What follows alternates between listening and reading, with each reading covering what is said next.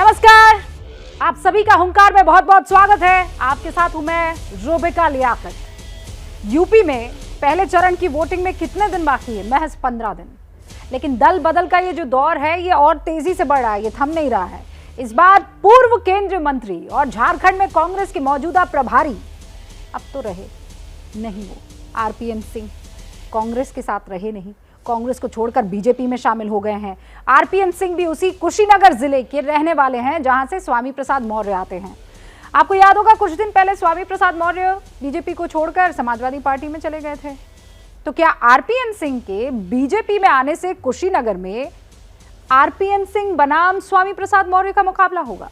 सवाल यह है कि क्या स्वामी प्रसाद मौर्य के बीजेपी छोड़ने से बीजेपी को जिस ओबीसी वोट से नुकसान की बात कही जा रही थी उसकी भरपाई आरपीएन सिंह कर लेंगे? ये मैं इसलिए कह रही हूं क्योंकि आरपीएन ओबीसी समाज से आते हैं।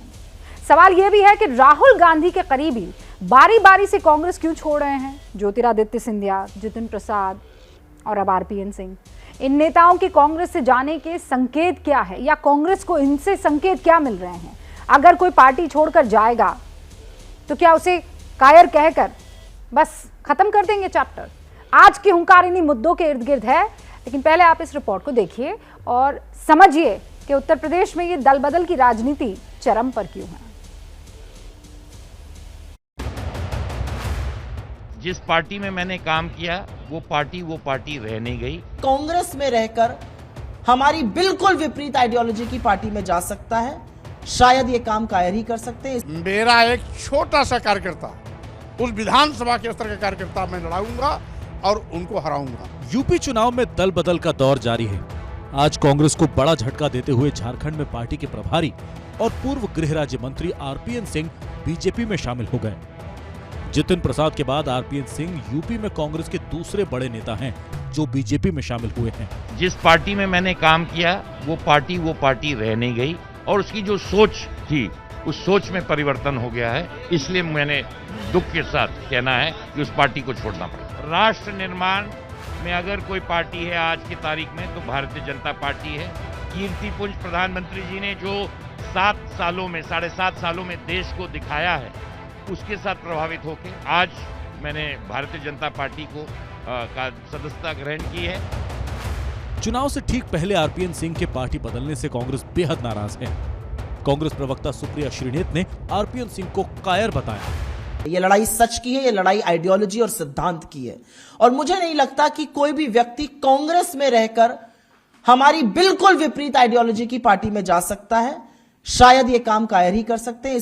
कांग्रेस ने आज जिस तरह से पिछड़ों को अपमानित करने का काम किया है उसके लिए कांग्रेस को पूरे देश से माफी मांगना चाहिए। पूरे समाज को अपमानित करने का काम कांग्रेस ने किया है और उनकी मानसिकता पता चलती है कि पिछड़ों को लेकर उनकी क्या मानसिकता है कांग्रेस की। कहा जा रहा है कि आरपीएन सिंह कुशीनगर जिले की पडरौना सीट से समाजवादी पार्टी के स्वामी प्रसाद मौर्य के खिलाफ चुनाव लड़ सकते हैं। यानी पिछड़ी जाति के दो हाई प्रोफाइल नेताओं के बीच पडरौना में टक्कर हो सकती है। देखिए, पडरौना से तो मेरा एक छोटा सा कार्यकर्ता, उस विधानसभा के स्तर का कार्यकर्ता मैं लड़ाऊंगा और उनको हराऊंगा। यूपी में इस बार सबसे बड़ी लड़ाई 40% ओबीसी वोट को लेकर है। स्वामी प्रसाद मौर्य, धर्म सिंह सैनी और दारा सिंह चौहान जैसे ओबीसी मंत्रियों के पार्टी छोड़ने से बीजेपी को झटका लगा था। अब देखना है कि आरपीएन सिंह जैसे ओबीसी नेता के आने से बीजेपी को कितना फायदा मिलता है।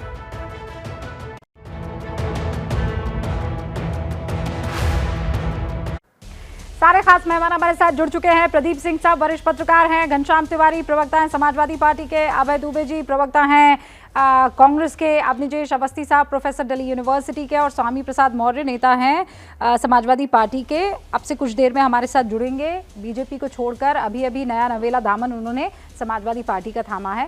लेकिन सबसे पहले शुरुआत अभय जी मैं आपसे कर रही हूँ क्योंकि आज आपकी पार्टी को एक बहुत बड़ा झटका लगा है। झटका मानेंगे कि नहीं, पहले तो ये पूछ लूँ मैं। रूबिका लियाकत जी, मैं तो अभी आरपीएन भाई के साथ कुछ दिन पहले तक था और वो जो अभी कीर्ति बता रहे हैं, प्रधानमंत्री जी को बता रहे हैं कि उन्होंने कीर्ति पुंज स्थापित कर दिया। वो कह रहे थे कृषि के काले कानून की कालिक पोत दी हिंदुस्तान पर। वो हाथरस की बेटियों पर आदित्यनाथ जी को कोस रहे थे। वो कह रहे थे, प्रेस कॉन्फ्रेंस ली कि उन 50,000 जघन्य उत्तर प्रदेश में होते हैं। आरपीएन सिंह साहब, याद रखिएगा इस बात को। आपने कहा था 12,000 अपहरण के मुकदमे दर्ज होते हैं हर साल।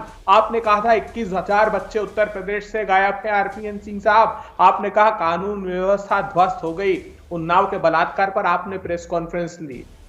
किस मुंह से आप ये बात करते हैं कि मैं उत्तर प्रदेश की कानून व्यवस्था अच्छी है इसलिए भारतीय जनता पार्टी को ज्वाइन कर रहा हूं? ऐसा नहीं है। ये जो नेता बेचारे ये हार के मारे हैं, बिन ताले की चाबी लेकर घूमते मारे मारे। 10 मार्च को याद आ जाएगा, जितिन प्रसाद को याद कीजिए, प्रेस कॉन्फ्रेंस की उन्होंने कहा ब्राह्मणों का हत्यारा आदित्यनाथ। ये प्रेस कॉन्फ्रेंस में कहा। पूरे उत्तर प्रदेश में अलग जगा रहे थे ब्राह्मणों के लिए। वो ज्योतिरादित्य सिंधिया कह रहे थे कि खून से हाथ रंगे हैं शिवराज तुम्हारे। ये तो सत्ता के अतिथि कलाकार हैं रूबिका जी, जो सत्ता की जहां जिनकी सरकार है उनके साथ चले जाते हैं। आखिरी बात कहता हूं, भारतीय जनता पार्टी क्या कर रही है? भारतीय जनता पार्टी को गोवा में उनके माइकल लोबो जो मंत्री हैं वो छोड़कर गए। भारतीय जनता पार्टी के विधायक कार्लोस अल्मेडा वो छोड़ के गए। तलदाना विधायक वो छोड़ के गई। पूर्व मुख्यमंत्री पारेसकर वो छोड़ कर गए। उत्तराखंड के कैबिनेट मंत्री यशपाल आर्य और हरक सिंह रावत ये मंत्री छोड़कर गए। उत्तर प्रदेश में स्वामी प्रसाद मौर्य भारतीय जनता पार्टी के विधायक और मंत्री, भगवती सागर, रोशन लाल वर्मा, विनय शाक्य, अवतार सिंह भड़ाना, दारा सिंह चौहान, ब्रजेश प्रजापति, मुकेश वर्मा, राकेश राठौर, जय चौबे, माधुरी वर्मा, आर के शर्मा, बाला अवस्थी, धर्म सिंह, सारे विधायक और मंत्री।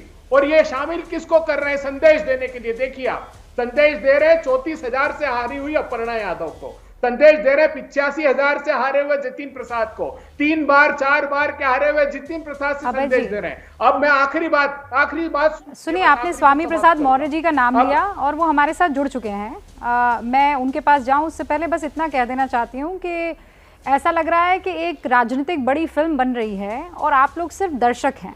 आप सिर्फ दर्शक तौर पर जो है वो देख रहे हैं। क्रिकेट मैच चल रहा है, एक तरफ बैटिंग हो रही है, दूसरी तरफ बॉलिंग हो रही है। और अभय जी, आपकी सबसे बड़ी पुरानी पार्टी जिसका दम भरते हैं आप और कहते हैं कि जिन्होंने हिंदुस्तान की आज़ादी की लड़ाई लड़ी उन नेताओं से बनी कांग्रेस, आज की तारीख में वो थर्ड एम्पायर बनकर रहेगी और कुछ भी नहीं। और इसीलिए मैं आपसे बहुत गंभीर कुछ सवाल पूछना चाहती हूँ। सर ठीक है, आप कह सकते हैं कि इन लोगों ने आपको धोखा दिया, आप तमाम तरीके की बातें कर सकते हैं, लेकिन अब वक्त आ गया है कि आत्मचिंतन करें आप और उस पर ध्यान दें बनिस्बत इसके कि आप सामने उंगली करें और बाकी 3 को भूल जाएं। अब मैं बाकी बातें करूंगी। अभय जी, मैंने पूरा मौका आपको दिया। सुनिए, स्वामी प्रसाद मौर्य साहब आ चुके हैं, उनसे वादा था कि 1-on-1 होगा। अभय जी, अब उसके बाद हमारे पास टाइम है सर, बहुत टाइम है, रुक जाइए ना। अभय जी मैं आऊंगी आपके पास। स्वामी प्रसाद मौर्य जी से एक बार मैं वार्तालाप कर लूं, कुछ सवाल पूछ लूं, फिर आपके पास आऊंगी। स्वामी प्रसाद मौर्य जी, बहुत बहुत स्वागत है आपका। ये खबर सुनी आपने तो पहला रिएक्शन क्या था? वो शख्स जिसने आपको 2 मरतबा हराया, 2009 में, 2012 में, 2009 में माफ कीजिएगा, और वो एक बार फिर से आपके सामने खड़े हो सकते हैं पडरौना से, रिएक्शन क्या था? देखिए रूबिका जी, इस लोकतांत्रिक व्यवस्था में कोई कहीं से भी चुनाव लड़ सकता है। ये उसकी अपनी सोच और उसका अपना अधिकार है, इस पे कोई टिप्पणी करने की आवश्यकता नहीं है। रही बात जिस नाम का जिक्र आप कर रही हैं,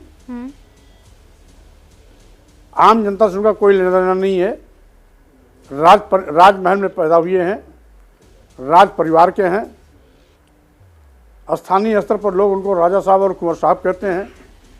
तो आपको हरा कैसे दिया फिर उन्होंने? कोई लगाव न रहा है ना है। जो पहला चुनाव जीते थे वो आप ही को हरा कर जीते थे ना, और लोकसभा का। मैं जब से गया हूं तब से लगातार उपचुनाव 2009, सामान्य चुनाव 2012, सामान्य चुनाव 2017, लगातार एक बार आरपीएन सिंह की मां और 2 बार उनके बदले हुए अन्य चेहरे भारी भारी से मुझसे परास्त हो चुके हैं। यहाँ तक कि उनकी मां जब लड़ी थी तो उनकी जमानत भी जब्त हुई थी और साथ ही साथ सभी राजनीतिक पार्टियों की उसमें जमानत जब्त हुई थी।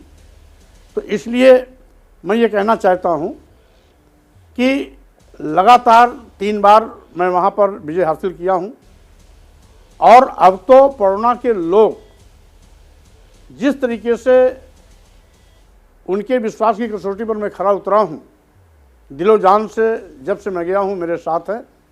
यहाँ तक कि अगर मैं किसी सामान्य कार्यकर्ता को भी वहाँ पर लड़ा दूँ तो वो जीतेगा समाजवादी पार्टी के प्रत्याशी के रूप में। और भारतीय जनता पार्टी 91 के बाद दोबारा वहाँ पर जीती है तब जब 2 बार के विधायक स्वामी प्रसाद मौर्य भारतीय जनता पार्टी के प्रत्याशी बने। तो इसलिए भारतीय जनता पार्टी को बहुत इठलाना नहीं चाहिए। वो वहाँ सीट लगातार परोना की जनता ने स्वामी प्रसाद मौर्य को जिताया और साथ ही साथ राज परिवार के तिकड़म को हर बार नीचा दिखाया। इस बार भी यदि भारतीय जनता पार्टी उनको उतारने की गलती करती है तो परोना की जनता फिर से उनको राजमहल में भेजेगी, उत्तर प्रदेश की विधानसभा में नहीं। अच्छा स्वामी जी, बस मुझे ये बताइए कि एक राजनेता के तौर पर आप इसे कैसे देख रहे हैं कि आपके तोड़ के रूप में जिस पार्टी को आप छोड़ कर आए उस पार्टी में वो आरपीएन सिंह को लेकर आए? कोई बात नहीं। अब यद्यपि आरपीएन सिंह जी की हैसियत कांग्रेस में बड़ी हैसियत थी, वो अपने को कुछ छोटा करके यहाँ पर आए हैं और साथ ही साथ हम समझते हैं भारतीय जनता पार्टी जिन उम्मीदों के साथ उनको लेके आई है उनकी उम्मीदों पर पानी फिरेगा। वो कौन सी उम्मीद है?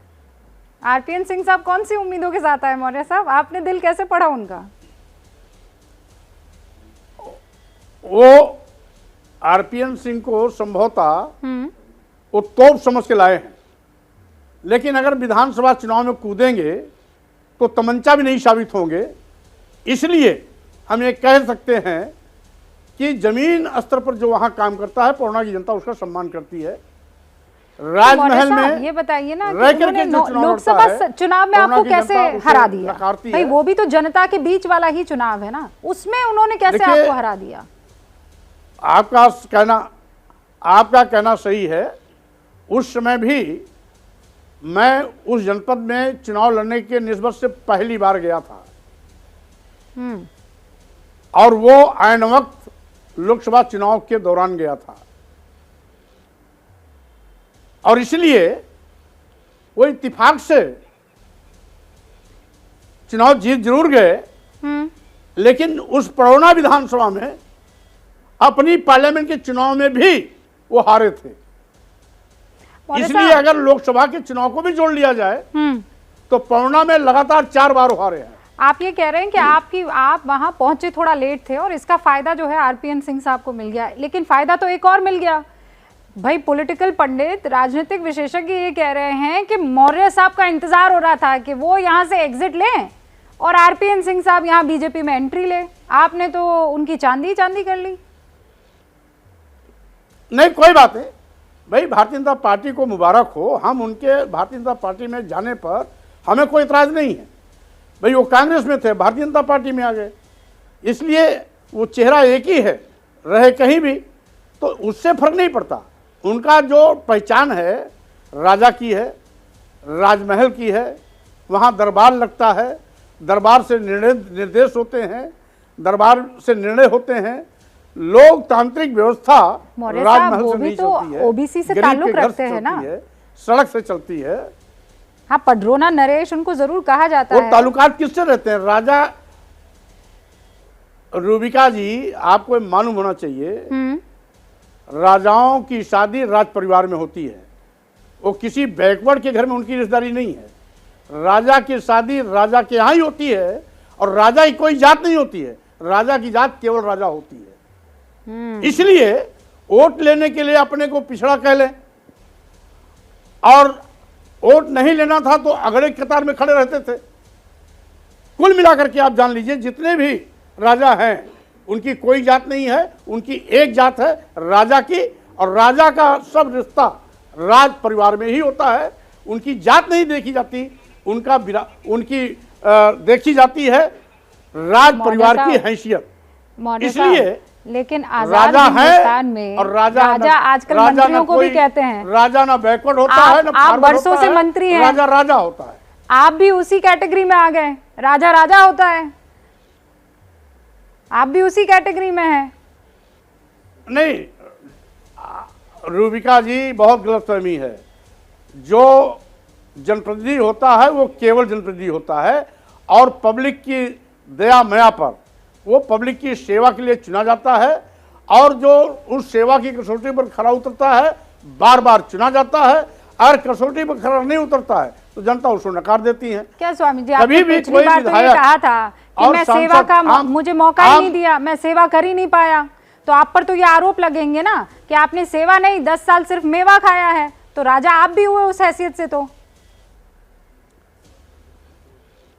और रूबिका जी, आपके देखने का नजरिया और चश्मे का रंग कुछ और हो सकता है। मैं तो चश्मा पहनती लेकिन नहीं ये हूं सब मौर्य जानते साहब। हैं राज परिवार किसे कहते हैं, राजमहल किसे कहते हैं, राजा किसे कहते हैं, ये सब जानते हैं। गांव का हमारा सर वो समाज का वो अंतिम व्यक्ति भी जमाना जानता गया। है कि राजमहल क्या है, जनता राज आजकल परिवार क्या वोटों है से और राजा राजा चुनती साहब है। क्या है। लेकिन मौर्य साहब, मेरी तरफ से आपको, एबीपी न्यूज की तरफ से आपको, देश की जनता की तरफ से आपको वोटों बहुत से सारी शुभकामनाएं। चुनती है। आप पडरोना वोटों से का विधायक चुनती है, सांसद पडरो चुनती है, इसीलिए राजा तो नहीं कह रही चुनती है। हूँ कि वो सांसद जब मंत्री बनता है या जब वो विधायक मंत्री बनता है और 10-10 साल तक मंत्री रहता है तो उसे भी राजा के तौर पर ही देखा जाता है। लेकिन उम्मीद की जाती है कि वो प्रजा की सेवा करे, और मैं भी ये उम्मीद करूंगी। नहीं, फिलहाल मौर्य लोकतांत्रिक साहब, व्यवस्था में ऐसा कहीं कुछ नहीं है। नहीं बिल्कुल नहीं है, इसीलिए कह रही हूँ वोटों के जरिए चुनते हैं। लेकिन इस पर कभी और डिटेल में चर्चा होगी मौर्य साहब। लेकिन दिलचस्प तो हो गया पडरोना का चुनाव, ये तो आप भी मानेंगे।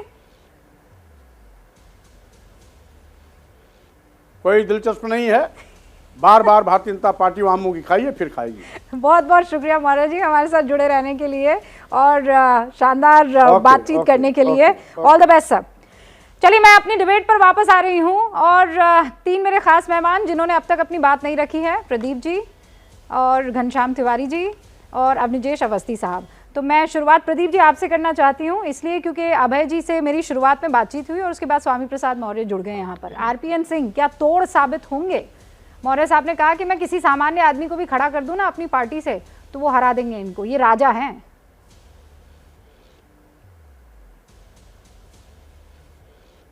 नहीं, देखिए, जो बात कह रहे हैं वो उसमें पूरी तरह से गलत नहीं है। आरपीएन सिंह उनसे जीत पाएंगे नहीं जीत पाएंगे मुझे नहीं मालूम, लेकिन ये ऑप्टिक्स का, मेरे लिए आज की ये घटना कांग्रेस के लिए बहुत बुरी खबर। देखिए, स्वामी प्रसाद मौर्य 3 चुनाव 3 पार्टियां, और लोग जो गए हैं या बीजेपी में आए हैं, बीजेपी से गए हैं, चुनाव के समय पार्टियां बदलते रहे। ये ऐसे लोग पार्टी छोड़ रहे हैं, कांग्रेस पार्टी, जो लोग 25 साल 30 साल 32 साल पार्टी में रहे हैं, जो दूसरी पीढ़ी है जिनकी कांग्रेस पार्टी में, जिनको पार्टी ने सब कुछ दिया, वो पार्टी छोड़कर जा रहे हैं। तो आखिर क्यों जा रहे हैं? कांग्रेस उनको जो है कायर कह के पल्ला नहीं झाड़ सकती है। ज्योतिरादित्य सिंधिया हो, चाहे हेमंत बिस्वा शर्मा हो, चाहे जो जितिन प्रसाद हो, चाहे अब आरपीएन सिंह है, ये लोग अगर छोड़ रहे हैं कांग्रेस, तो इसका एक ही मतलब है कि उनको अपनी राजनीति जो करनी है उसमें कांग्रेस में अपना राजनीतिक भविष्य नहीं दिख रहा। ये ज्यादा चिंता की बात है, क्योंकि कांग्रेस पार्टी देश की सबसे बड़ी विपक्षी पार्टी, उसका कमजोर होना जनतंत्र के लिए बहुत अच्छी बात नहीं है। पर ये बात क्या अभय दुबे जी मानेंगे? ये बात नहीं मानेंगे। अभय दुबे एक सिपाही की तरह लगातार ये जो तीखे तीर आ रहे हैं कांग्रेस लीडरशिप की तरफ, उसको तोड़ने की और उसे शील करने की पूरी कोशिश करेंगे एक सिपाही की तरह। और आज भी अभय जी आप ये काम करेंगे, हमें ये सारी चीजें समझ में आ रही, पर मैं कह रही हूँ आत्मचिंतन आत्ममंथन अब नहीं करना होगा आपको। 1990 से ये शख्स आपके साथ है, इनके पिता, इनकी माँ, इनका पूरा खानदान जो है वो कांग्रेस से जुड़ा हुआ रहा। आज की तारीख में अगर ये आपसे जा रहे हैं तो आप इन्हें गद्दार कहकर, आप इन्हें नाशुक्रा कहकर थोड़ी इस चैप्टर को क्लोज कर सकते हैं। अभय जी 30 सेकंड में अपनी बात रखिए, फिर 2 और ओपनिंग रिमार्क लूंगी मैं। 30 सेकंड में अभय जी। देखिए, आपको क्या लगता है कि ये कांग्रेस पार्टी में ऐसा हुआ? उमा भारती, कल्याण सिंह, अरुण शौरी, जसवंत सिन्हा, अरे अनेकों उदाहरण है भारतीय जनता पार्टी में, और क्या क्या नहीं कहा, विनाश पुरुष बताती थी उमा भारती, तो मैं उसमें नहीं जाना चाहता। आज बहुत महत्वपूर्ण बात मैं करना चाहता हूं। देखिए, फर्क इसलिए नहीं पड़ेगा कि भारतीय जनता पार्टी ने उत्तर प्रदेश में 85 रिजर्व सीट में से 69 जीती थी और 75 वो सारे दलों के साथ मिलकर जीती थी। हश्र क्यों हुआ इनका ऐसा? आज सबसे बड़ी टूट अब निषाद समाज में होगी। ये जो राजभर समाज है, मल्ला है, केवट है, क्यों होगी? एक बहुत बड़ा खुलासा करता हूं, झूठ का पर्दाफाश। ये मेरे पास एक नोटिफिकेशन है, इसमें जब अमित शाह साहब ने अभी दिसंबर में रैली की थी निषाद समाज की, हजारों लोग इकट्ठा किए। क्यों की थी? उन्होंने कहा कि इन 17 जातियों को ओबीसी से हम शेड्यूल कास्ट में डाल रहे हैं। एबीपी न्यूज ने इंटरव्यू भी बताया था लोगों का। मेरे पास ये जवाब पड़ा है। सुनिए, नहीं आप, मैं सुनूंगी अभय जी, मैं सुनूंगी आपकी बात। हम कह रहे हैं कि ये फला बीमारी है, लेकिन आप उस तरफ जा ही नहीं रहे हैं, आप जाना ही नहीं चाहते। अरे पहले बीमारी तो पहचान लीजिए, फिर तो इलाज कर पाएंगे। आपको बीमारी के तौर पर अगर दूसरी पार्टी के बड़े लीडर्स दिखाई दे रहे हैं और आपके जाते लीडर्स दिखाई नहीं दे रहे हैं, तो वो बीमारी कभी सॉल्व नहीं हो पाएगी। आप इस बात को क्यों समझने में देरी कर रहे हैं या नहीं समझना चाह रहे हैं? मैं रुक रही हूँ कुछ देर के लिए। हाँ प्रदीप जी, एक सेकंड, मेरे दोनों और मेहमान, और माफी चाहती हूँ मौर्य साहब के आने की वजह से घनश्याम जी ओपनिंग रिमार्क नहीं ले पा रहा। नीतीश जी, अभय जी प्लीज, आप जानते हैं एक नहीं कीजिए ना सर बेनकाब। मैं तो चाहती हूँ स्ट्रॉन्ग ऑपोजिशन जब तक नहीं होगा तब तक लोकतंत्र मजबूत नहीं होगा अभय जी। लेकिन पार्टी छोड़कर जाने वाले को क्या कहेंगे बताइए आप?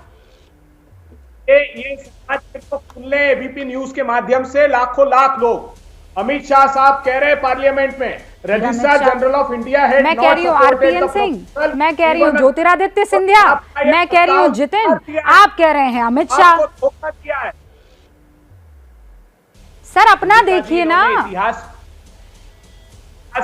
कांग्रेस के लिए न ये श्यामा प्रसाद मुखर्जी को याद करते हैं, न दीनदयाल उपाध्याय को, न बलराज मधोक, कांग्रेस के अध्यक्ष गांधी जी को। इन लोगों को देखना छोड़िए, आप अपनी पार्टी को देखिए। आप इनको देखते रहेंगे तो अपनी पार्टी में कैसे सुधार करेंगे? इसीलिए इनकी पार्टी में सब शामिल हो रहे हैं, आपकी पार्टी को छोड़ के जा रहे हैं और आप कह रहे हैं गद्दार है।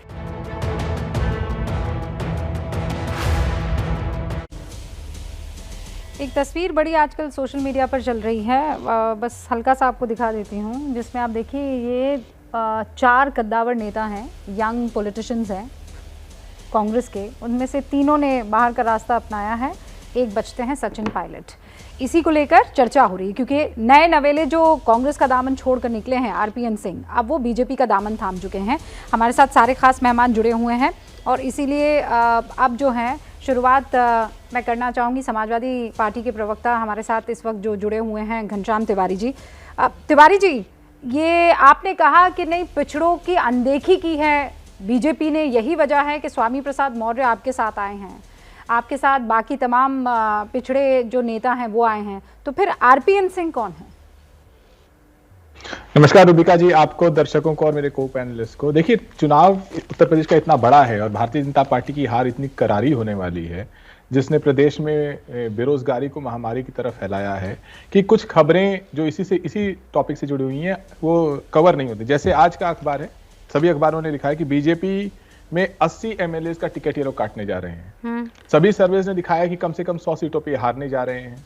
तो भारतीय जनता पार्टी हो या अन्य पार्टी हो, सबको दिखाई दे रहा है कि समाजवादी पार्टी की सरकार बन रही है। अखिलेश यादव जी के नेतृत्व में बुनियादी मुद्दों पर जनता की आवाज बुलंद करने वाली सरकार बन रही है। 22 लाख युवाओं को रोजगार, 1 करोड़ गरीब परिवारों को पेंशन, 300 यूनिट मुफ्त बिजली।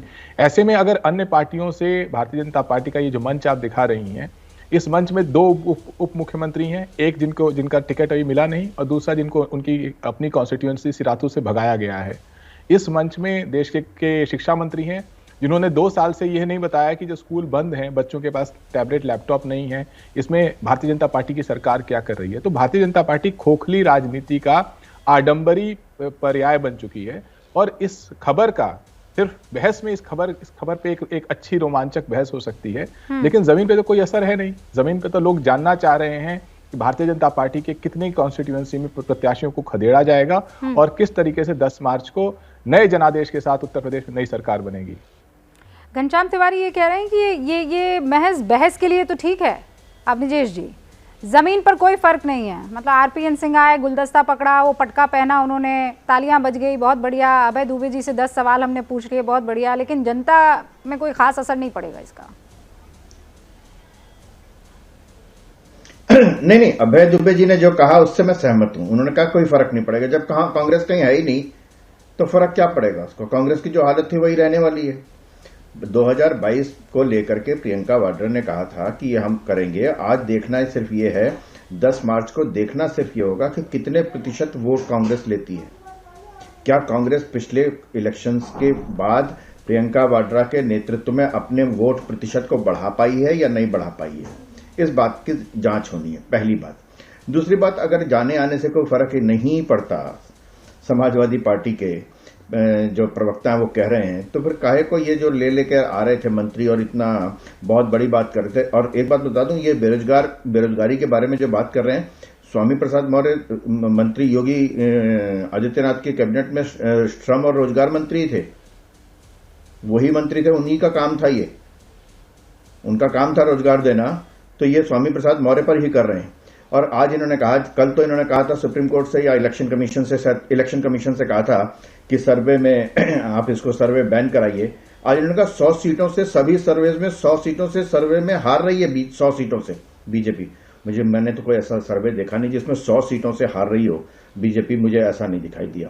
नहीं, उन्होंने ऐसा नहीं कहा। उन्होंने कहा कि 100 सीटें कम आ रही है हर सर्वे में।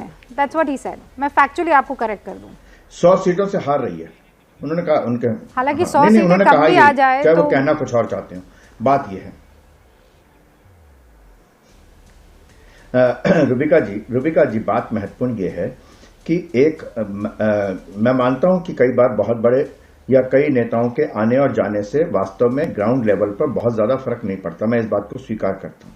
लेकिन ये एक परसेप्शन होता है, सिर्फ ये इस बात का होता है कि क्या आज इस समय भारतीय जनता पार्टी के साथ वे नेता और उन दलों के नेता जो अब तक लंबे समय तक रहे हैं, और ये आरपीएन सिंह हो चाहे ज्योतिरादित्य सिंधिया हो, जितेंद्र प्रसाद या और भी कोई हो। अभय जी ने कहा कि 4 दिन पहले तक आरपीएन सिंह उनके साथ बैठकर तैयारियां किया करते थे कि कैसे आप लोगों को घेरना है, चाहे वो हाथरस का मामला हो, चाहे वो बेरोजगारी का मुद्दा हो, चाहे वो असहिष्णुता का मामला हो, मतलब जितने भी मुद्दे हैं।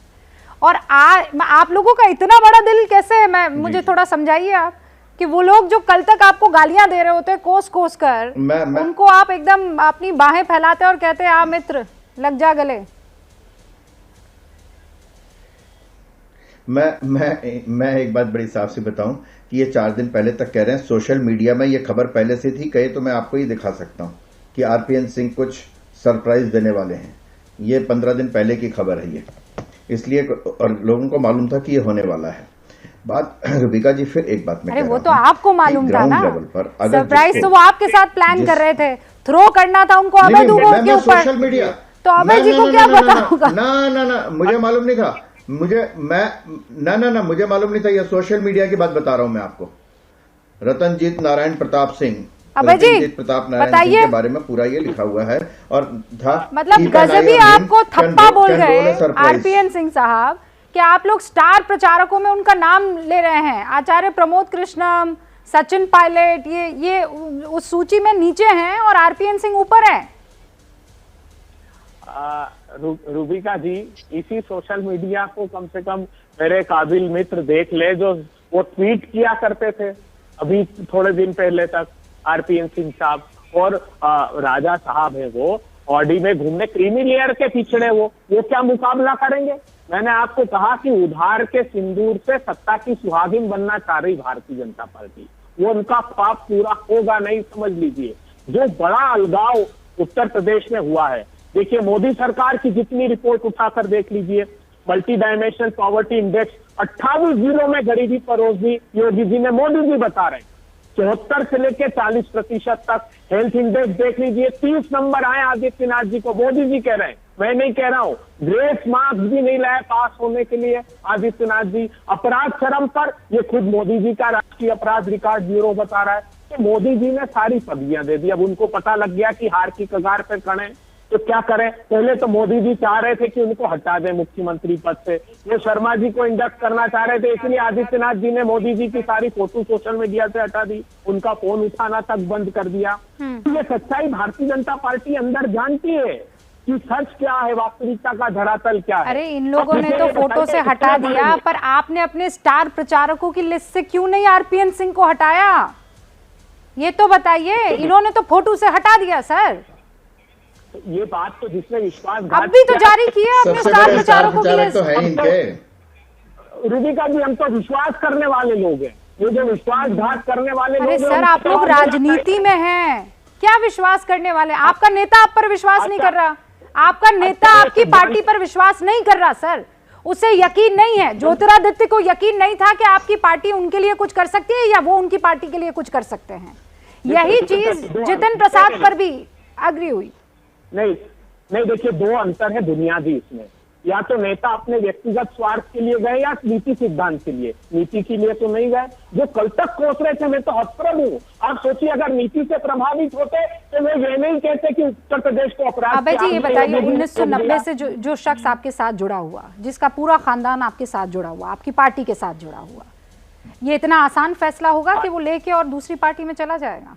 रूबिका जी देखिए, हार की निराशा में डूब गए थे। उनको लगा था कि हमने क्षेत्र की जनता का काम नहीं किया। हम जीत 1.25 लाख वोट से हारे ज्योतिरादित्य सिंधिया जी। अभी कल उनसे जो जीता है भारतीय जनता पार्टी का, उसने 10 पन्नों की चिट्ठी लिखी। हाँ सर, वो आपके साथ रहे तो बड़े नेता हैं, और आपको छोड़ के चले जाएं तो वो गद्दार हो जाते हैं। आपके साथ रहे तो स्टार प्रचारक जैसे आरपीएन सिंह, और अब चले जाए तो आप क्या कह रहे हैं उनको? कायर। वो सिद्धांत डरपोक के आधार पर से व्यक्तिगत स्वार्थ के आधार पर जाएं। तो मैंने कहा आपसे कि दो लोग आपसे कुछ कहना चाह रहे हैं। प्रदीप जी आपसे कहना चाह रहे हैं कुछ, और अग्निजेश जी। प्रदीप जी।